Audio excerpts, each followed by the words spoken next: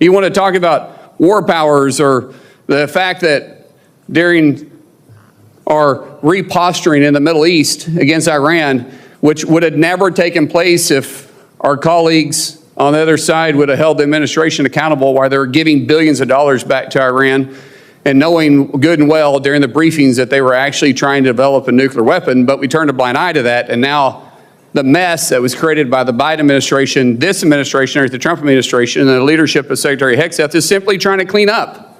Senator Markwayne Mullin just delivered one of the most explosive defenses of Defense Secretary nominee Pete Hegseth, calling out Democrats for what he called the worst cover-up possibly in political history. From Afghanistan accountability to military morale, Mullin dismantled Democratic criticisms with historical precedent and pointed questions about their own record. Stick around because this hearing just revealed the stark divide over military leadership and accountability. Let's get into it. Peters. Senator Mullin. Talk about accountability. I wonder who was held accountable for the disastrous withdrawal out of Afghanistan, where 13 soldiers died and we left thousands of Americans behind underneath Secretary Austin's lead. Did one person get held accountable during that time?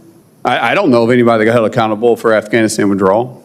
But let's talk about that. And let's talk about the turmoil to which my colleagues on the other side of the dais wants to talk about. Let's talk about that turmoil. Underneath Secretary Austin, who was a general, by the way, you had the lowest morale measured in our military history. You had retention absolutely disastrous.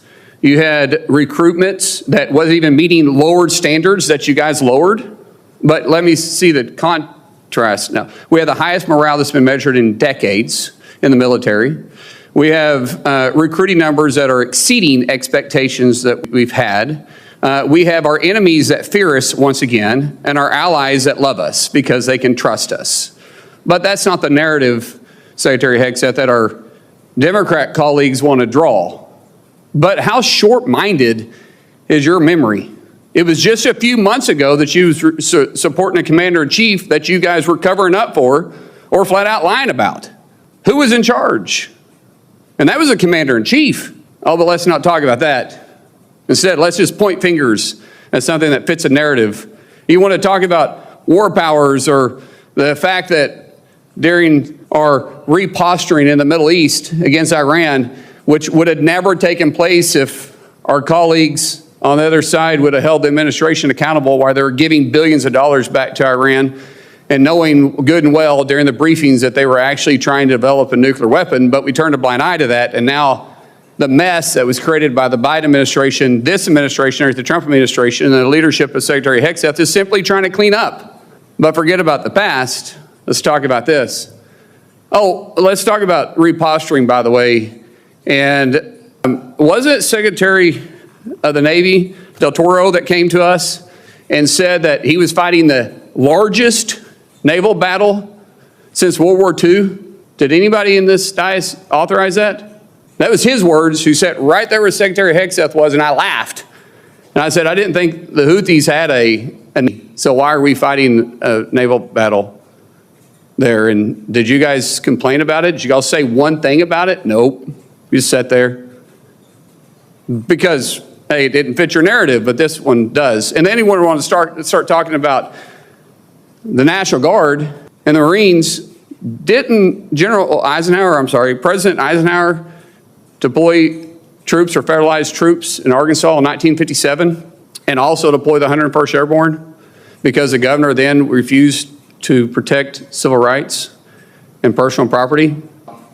What about President Kennedy in 62 and 63 that also did it because Mississippi and Alabama refused to do the same thing? And so since the governor at that time refused to protect citizens and the property, he federalized the National Guard.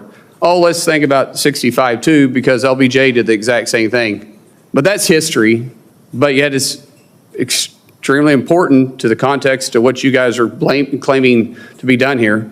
But that fit the narrative that you guys want to put out there. History is history. Look back at it if you want to or not. But keep in mind, every time you're pointing fingers here, you got 3 fingers pointing back at you. Because the previous administration, you guys 100% turned a blind eye to and did nothing to hold them accountable. Nothing. So don't sit up here on the dais and pretend like you're trying to hold administration accountable now because you didn't for 4 years.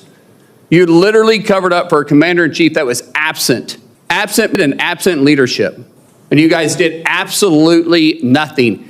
Even your left-leaning media is saying it was the worst cover-up possibly in political history. Yet nothing from you guys. You all should be ashamed of yourself. Literally, you should be ashamed of yourself. I yield back. Senator Markwayne Mullin just delivered one of the most explosive defenses of Defense Secretary nominee Pete Hegseth, calling out Democrats for what he called the worst cover-up possibly in political history. From Afghanistan accountability to military morale, Mullin dismantled Democratic criticisms with historical precedent and pointed questions about their own record.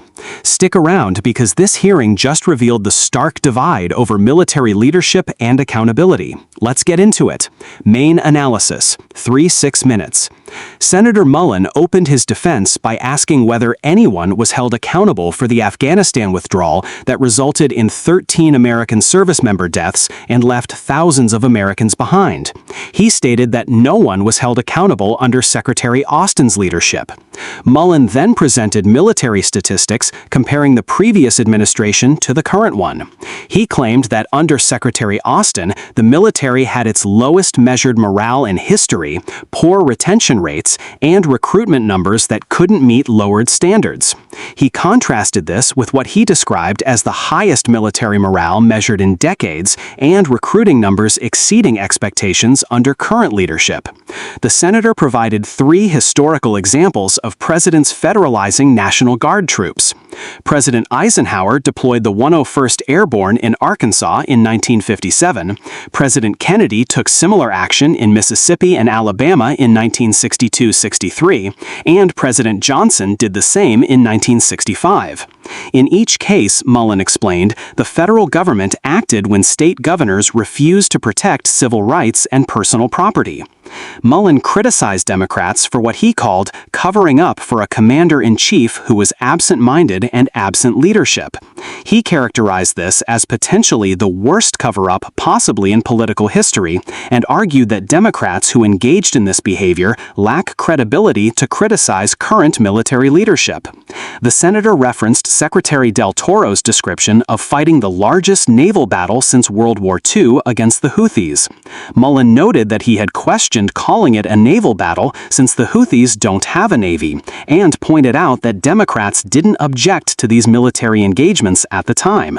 Mullin also addressed Iran policy, claiming the previous administration gave billions of dollars to Iran while knowing they were developing nuclear weapons. He argued this created the current Middle East instability that requires military response. Throughout his remarks, Mullin accused Democrats of selective accountability, being vocal when it serves their political purposes, but remaining silent when it doesn't. He concluded by telling his Democratic colleagues they should be ashamed for not holding the previous administration accountable while now criticizing the current one.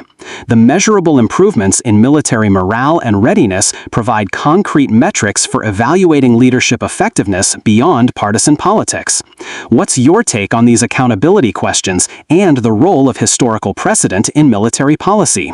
Subscribe for continued analysis of defense confirmation hearings and military oversight issues.